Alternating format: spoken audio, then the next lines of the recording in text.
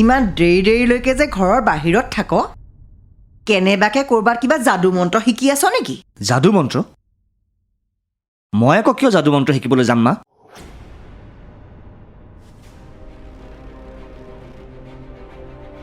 কিয় ঘৰৰ মানুহবিলাকক বশ কৰিবলৈ? এইবোৰ তুমি কি কৈ আছা মা? মই কৈছিলোঁ নে হা যদি এসপ্তাহৰ ভিতৰত মাজনীৰ কাৰণে যোগ্য ল'ৰা আনি দিব নোৱাৰ তেনেহ'লে আদৰ আৰু মাজনীৰ বিয়াৰ মাজত নোসোমাবি বুলি। তুমি দিয়া সময়সীমা এতিয়াও পাৰ হৈ যোৱা নাই মা। সময় পাৰ নহওঁতেই তই ভনীয়েৰক বশ কৰি ল'লি। এসপ্তাহত তই এনেও তাইৰ যোগ্য ল'ৰা এজন বিচাৰি উলিয়াব নোৱাৰ। তাৰ আগতে তই বিয়া ভঙাৰ ষড়যন্ত্ৰ কৰি পেলালি। বিশ্বাস কৰা মা, মই একোৱে কৰা নাই। তেনেহ'লে ভনীয়েৰে তোৰ হৈ কথা কৈছে কিয়?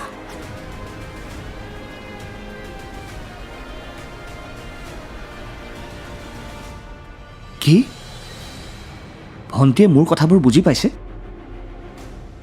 তুমি সঁচাই কৈছানে মা? মই জানিছিলোঁৱেই তাই যে মোৰ কথাবোৰ বুজি পাব। মোৰহে ভণ্টি তাই।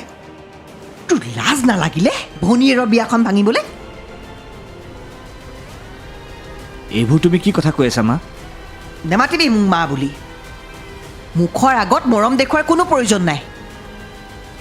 যদি সঁচাকৈয়ে মাৰলৈ ইমানেই মৰম তেনেহ'লে আদৰ আৰু ভনীয়েৰৰ বিয়াৰ তাৰিখটো তোৰ পৰাই জানিম মই। মা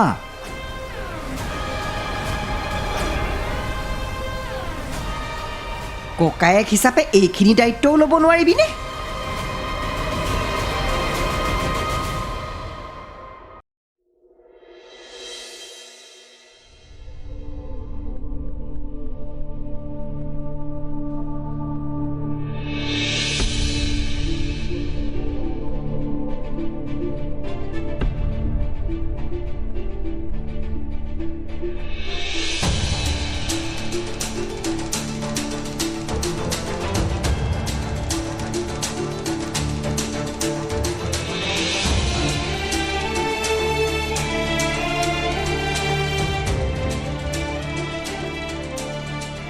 ভাইটি, তই ভাত খাবলৈ যোৱা নাই যে?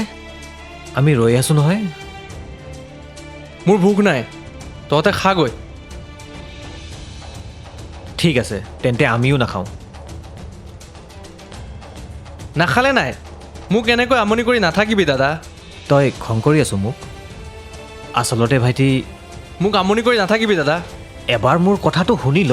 অলৰেডি শুনিলোঁ, এতিয়া আৰু মোৰ একো শুনিবলৈ মন নাই। ভাইটি, তই ভাবৰ দৰে কথাবোৰ নহয় অ'। মই শুবলৈ লৈছোঁ, দৰ্জা বন্ধ কৰ আৰু যাগে তই। নাযাওঁ, মই ইয়াতে থাকিম।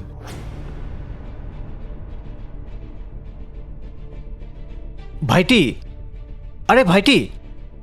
আৰে মোৰ কথাটো অলপ শুনি লচোন।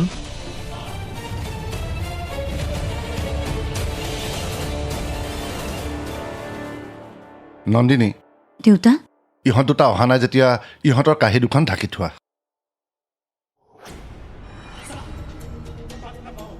ভাইটি, ভাত বাঢ়ি থৈছোঁ, খাই লোৱাহি। মোৰ ভোক লগা নাই বৌ।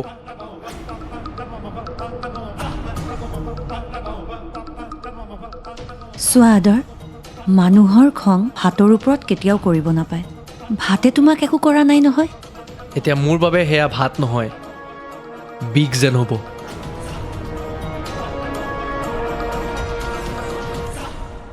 বিহে হওক, বিহ বুলিয়ে খোৱাচোন।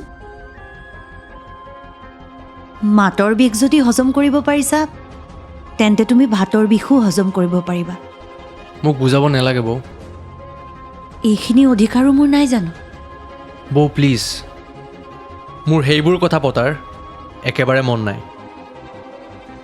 বহা, ভাতকেইটা খাই লোৱা। নেখাওঁ।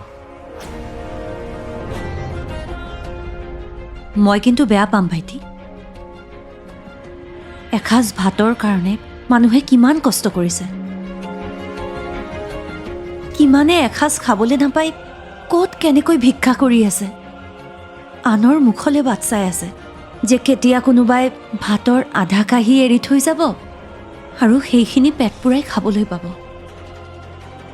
আৰু তুমি এই বাঢ়ি দিয়া ভাতৰ কাঁহীখনক অৱহেলা কৰিছা? নাপায় ভাইটি,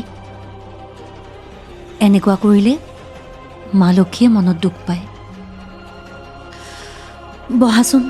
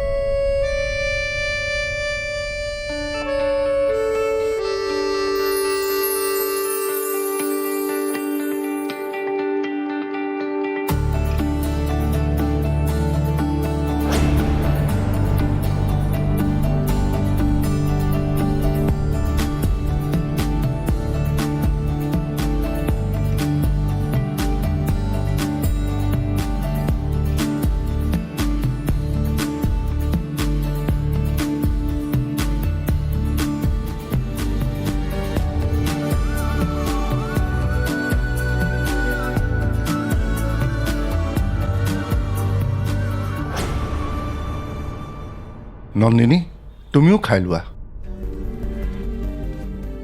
খাম দেউতা, কিবা লাগিলে সিহঁতক দি লওঁ, তাৰপিছত মই বহিম।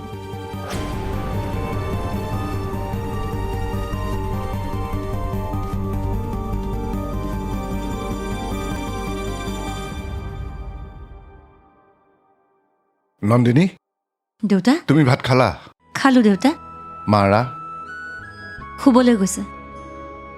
নন্দিনী, আজি হয়তো মাৰা বা মই ইহঁত দুটাক একেলগে ভাত খুৱাব নোৱাৰিলোহেঁতেন। তোমাক বহুত ধন্যবাদ। কিয় তেনেকৈ কৈছে? এয়া মোৰ দায়িত্ব দেউতা, মোক সেইবাবে ধন্যবাদ দিব নালাগে নহয়।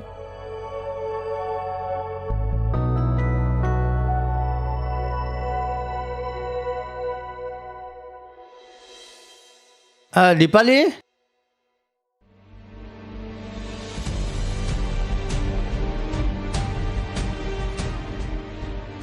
আপুনি পিন্ধি ৰুই বহি আছো যে, ক'লৈ যায়? জানি শুনিও সদায় একেটা প্ৰশ্নকে কিয় কৰা দীপালী? বিচাৰি নোপোৱা পিছতো আপুনি জানো সদায় এইভাগে ওলাই গুচি যোৱা নাই? বিচাৰি নাপালোঁ বুলিয়ে মই জানো সকলো আশা এৰি দিম দীপালী? আশা আৰু অপেক্ষাটোৱেতো কৰি আছোঁ আমি অতদিনে। তাৰ বাহিৰে আন জানো কিবা কৰিব পাৰিছোঁ? আজিকালি তুমি বৰ জটিলকৈ চিন্তা কৰা কথাবোৰ দীপালী। অজুকে চিন্তা কৰিব পৰাকে আমাৰ জীৱন জানো অজু হৈ আছে? চিন্তাবোৰ এৰা দীপালী, মাজনী ভালে আছে, মই গৈ থাকোঁ।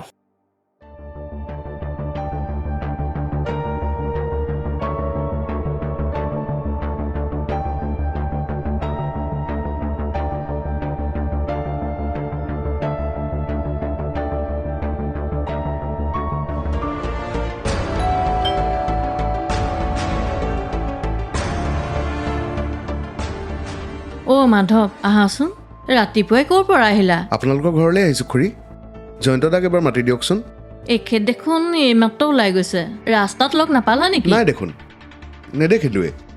কেতিয়াকৈ আহিব খুৰা? জানো, লাগিব চাগে অলপ সময়। কিবা কথা আছিলে নেকি? আমাৰ হোটেলৰ বিল এখন দিবলৈ আছিলে, কালিয়ে দিয়াৰ কথা। জানেই নহয়, বেছি বাকী থাকিলে চলাবলৈ দিগদাৰ হয়। তোমাৰ দোকানৰ আকৌ তেখেতে বাকী কৰিবলগীয়া কি বস্তু আছে? তেওঁ সদায় দেখোন ভাতৰ থালি দুটা আমাৰ তাৰ পৰা লৈ যায়। কি ভাতৰ থালি? অঁ খুৰী, কেতিয়াৰ পৰা নি আছে? এসপ্তাহেই পাৰ হ'ল। হয় নেকি? মই বাৰু এখেত আহিলে টকাটো দি আহিবলৈ ক'ম। হ'ব দিয়ক খুৰী, মই গৈ থাকোঁ। আপুনি ক'ব দেই খুৰাক।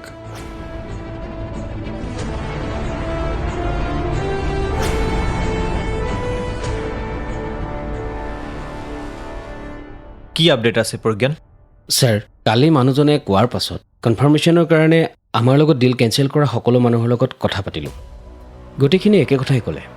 তেন্তে তাৰ পাছত তেওঁলোকে আমাক কিয় কণ্টেক্ট কৰা নাই?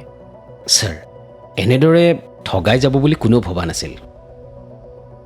লাভ বেছি হোৱাৰ আশাত যিমান বেছিকৈ পাৰে সিমান প্ৰজেক্ট কৰিবলৈ ট্ৰাই কৰিছিল। আৰু এতিয়া সকলো তেওঁলোকৰ পৰা লুটি নিলে।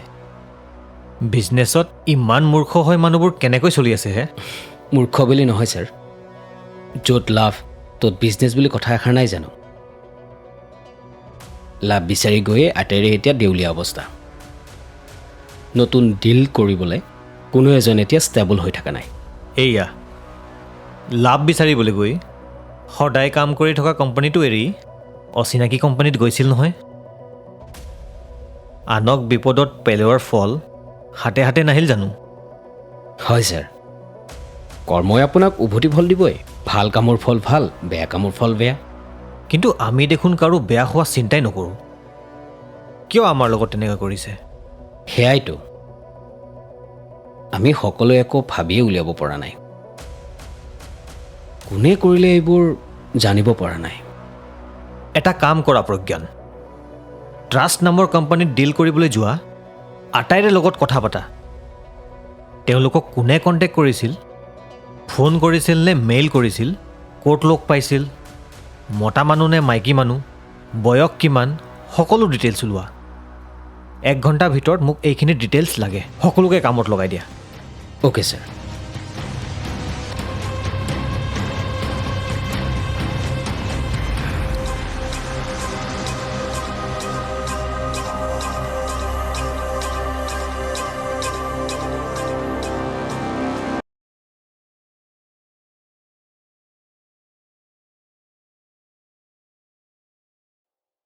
Thank you. Thank you. কিহৰ বাবে? তই যে মই কোৱা কথাবোৰ বুজি পাইছ সেইকাৰণে। মানে তই কি কৈছ মই একো ধৰিব পৰা নাই দাদা। মায়ে ক'লে মোক তই কালি আদৰ আৰু তোৰ বিয়াখনক লৈ আপত্তি কৰা কথাটো। মায়ে ভাবিছে মই তোক বুজাই বঢ়াই মূৰফলীয়া কৰিছোঁ।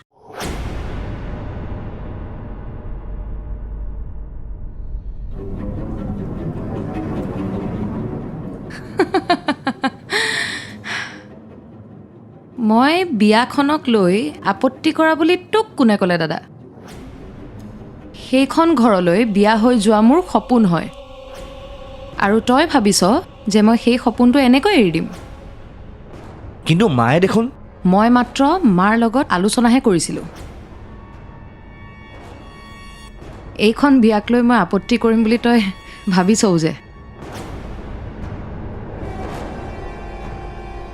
ভণ্টি, তই জানো আদৰৰ লগত সুখী হ'ব পাৰিবি?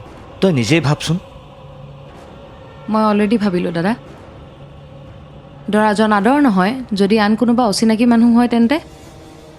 তেখেতৰ যদি আন কোনোবা গাৰ্লফ্ৰেণ্ড থাকিলেহেঁতেন তেতিয়া তই কি কৰিলিহেঁতেন? তেতিয়া কি হ'ল হয় সেইটো নাজানো, কিন্তু এতিয়াৰ কথা আমি জানো।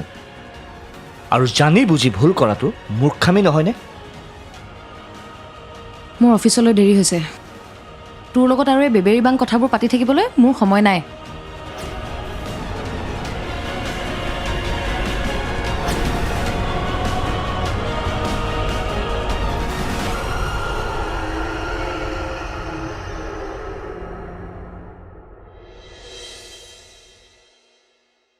হেৰি, সৰু বাবা দেখোন ঘৰতে আছে। তাৰ লগত কথা নাপাতেগৈ কিয়? কি পাতিমগৈ মই? বিয়াৰ কথা আকৌ। কিয় পাহৰিলে নেকি? বাবাক বিয়াৰ বাবে মান্তি কৰোৱাৰ দায়িত্ব আপোনাৰ নাছিল জানো? কিৰণ, বিয়া জানো এনেকৈ হোৱা বস্তু? আৰু কেনেকৈ হয় তেন্তে? আগৰ দিনৰ বিয়াবোৰ কেনেকৈ হৈছিল নহ'লে? ল'ৰাটোক মান্তি কৰাব নোৱাৰে যদি আপুনি কিহৰ বাপেকহে? মান্তি কৰাব পাৰোঁ। তেন্তে বুজাওক।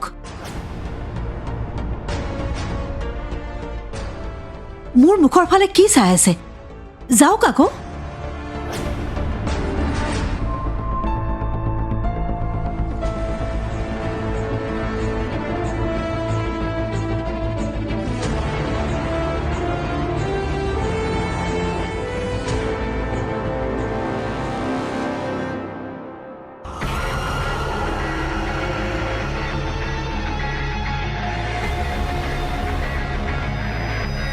নিবিৰ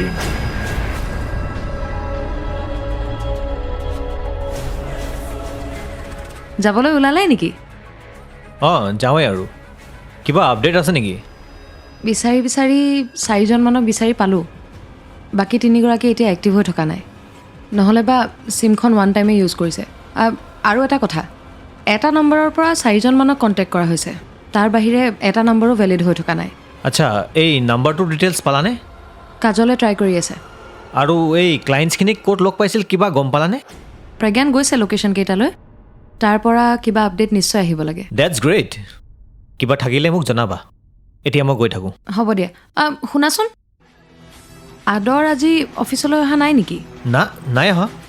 আস্থা বোলা ছোৱালীজনীৰ ডেড বডিটো পালা ন? Dead body? এইবোৰ তুমি কি কৈ আছা জুলি? ইমান দিনে আৰু মানুহ ক'ত অন্তৰ্ধান হৈ থাকিব, তুমি নিজেই কোৱা। নে কাৰোবালৈ পলাই গৈছে?